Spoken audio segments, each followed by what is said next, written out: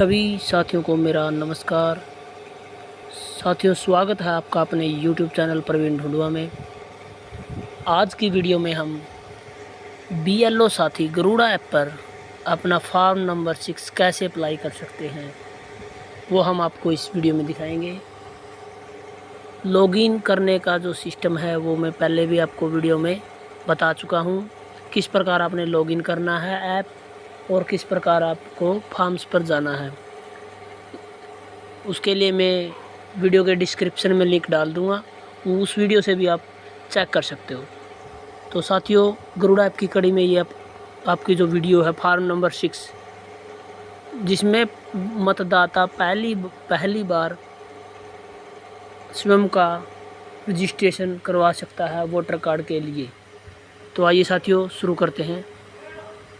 Garuda app मैंने login कर लिया है। उसके बाद आपको इसका वर्जन ज़रूर चेक कर लेना है। जो लेटेस्ट वर्जन है वो कोने में आपको दिखाई दे रहा है,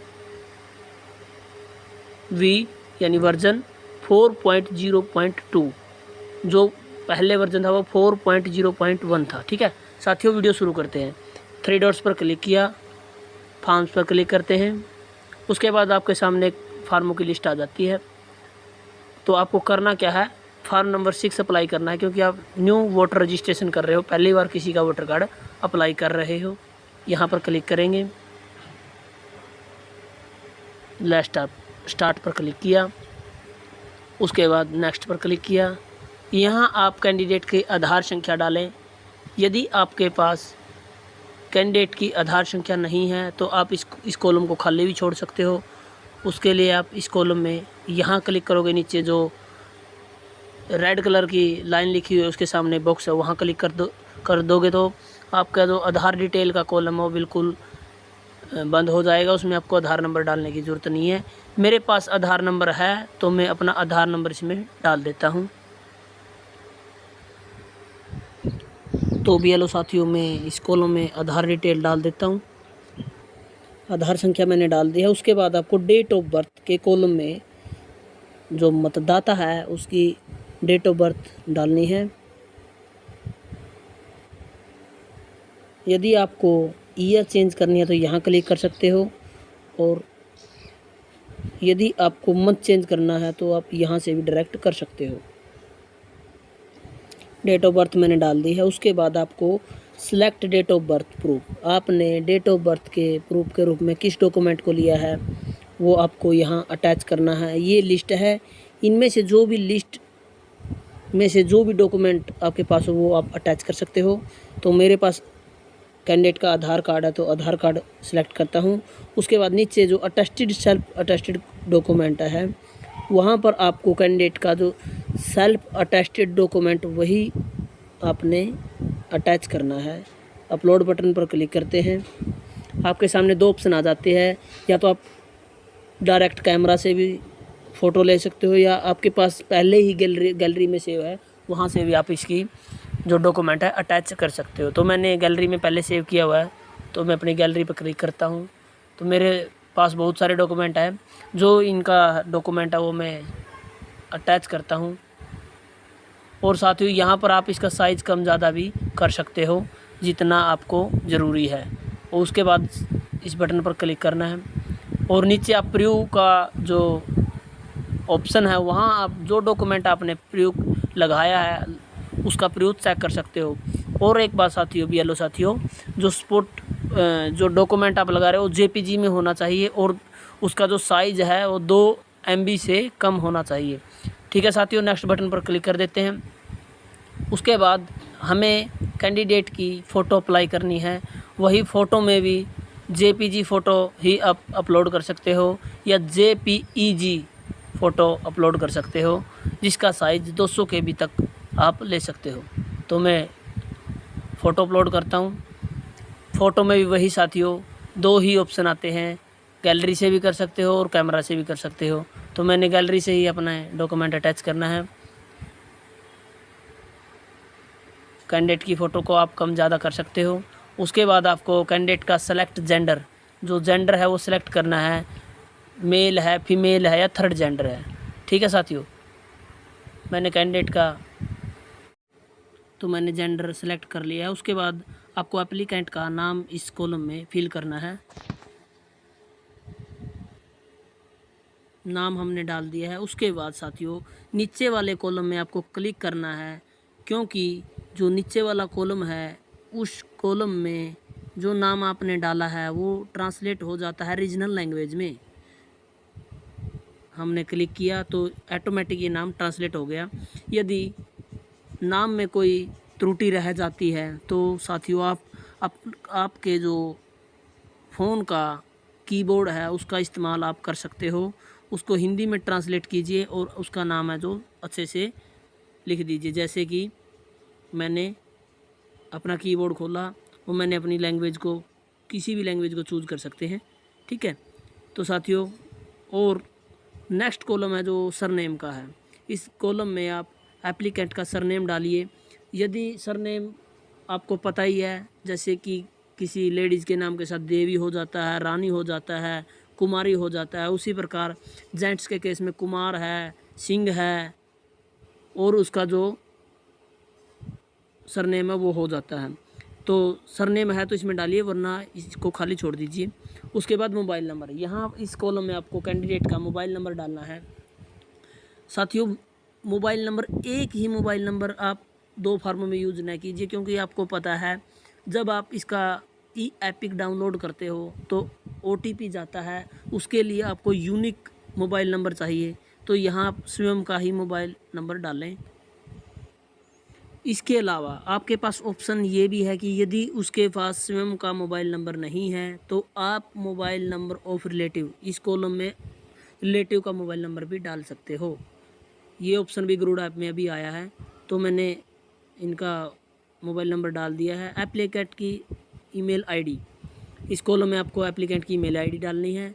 यदि है तो आप डाल दीजिए, नहीं तो कोई ज़रूरी नहीं है, क्योंकि इसके ऊपर स्टार नहीं लगा हुआ है। जिस कॉलम पर स्टार लगा हो वो ही कॉलम आपको नेसेसरी है, ज़रूरी भरना।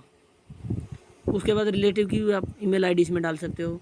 उसके बाद साथियों इम्पोर्टेंट जो कॉलम आया है, डिसेबिलिटी इफ़ एनी, यदि किसी प्रकार की दिव्यांगता किसी साथी को हो तो आप यहाँ मेंशन कर सकते हो।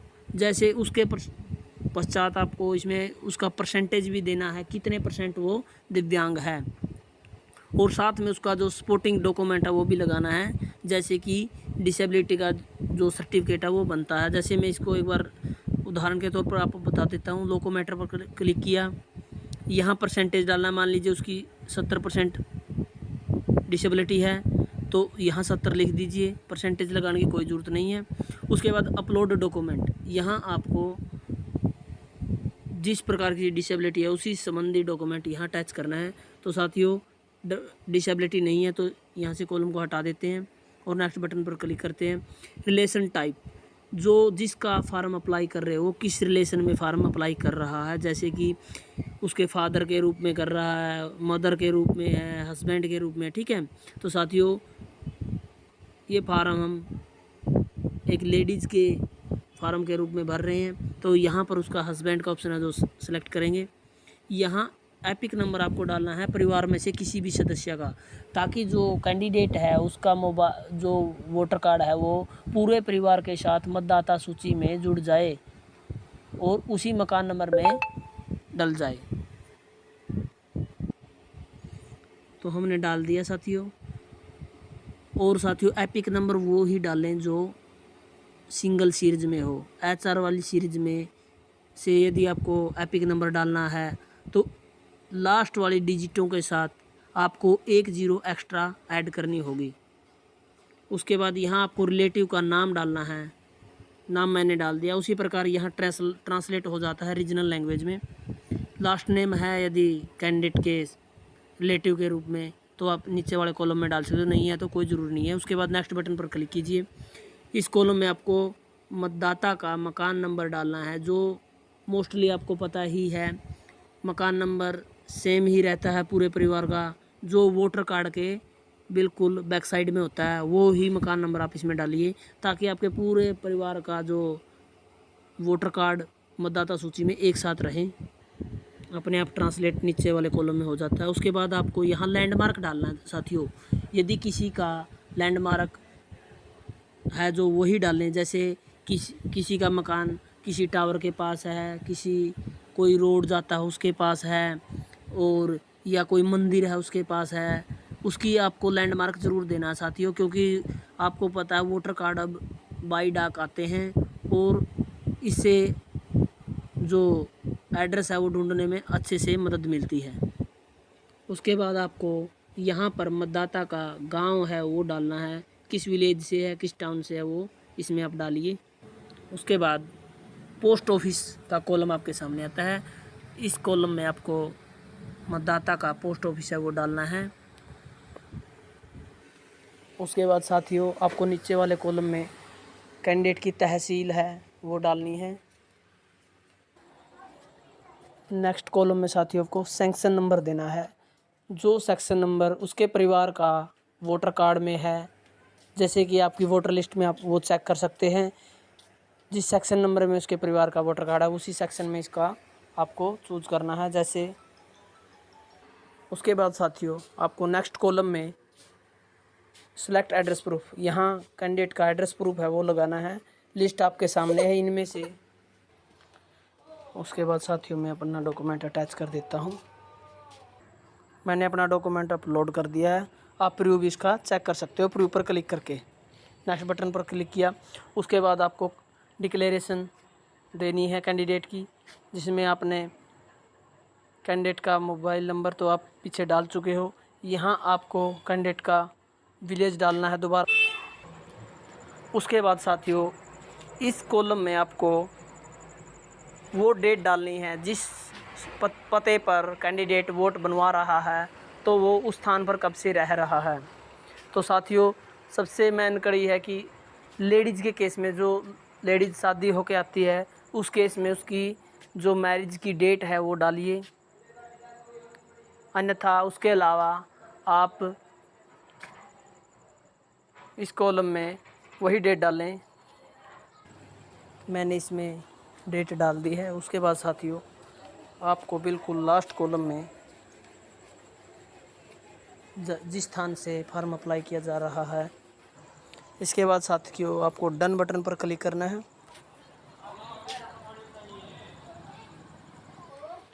आपके सामने इसका प्रूफ आ जाता है जो डिटेल आपने फिल की है।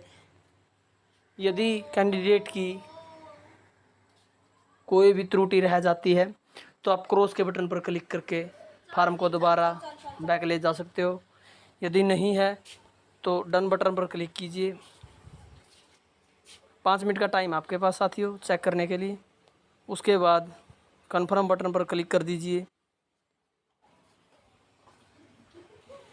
आपका फार्म है वो सक्सेसफुली सबमिट हो चुका है, मैसेज आपके पास आ जाता है और रेफरेंस आईडी भी आपको मिल जाती है।